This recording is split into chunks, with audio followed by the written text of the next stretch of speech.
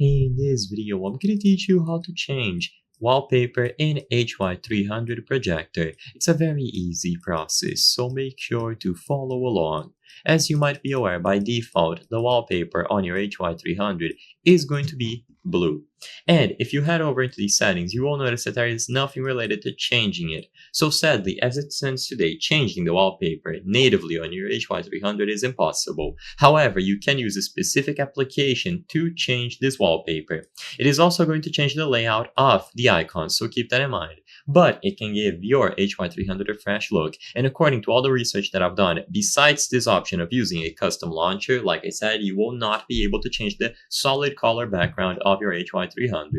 To do this, you need Aptoide TV. So go into the apps, and if you don't have it, open the Play Store or the App Store, and then look for Aptoide TV with this orange icon.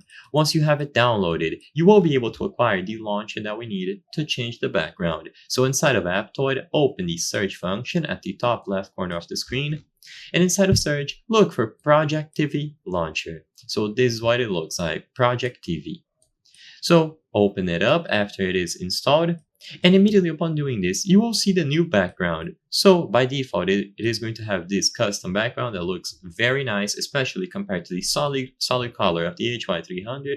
And in here, you will be able to change various other settings. You can install custom keyboards, and you will see the apps in this different format. So you will have different categories like this, and you can browse through all of them. Like I said before, it is unfortunate that we cannot change it from these settings alone, so you have to do some form of workaround like downloading a custom launcher.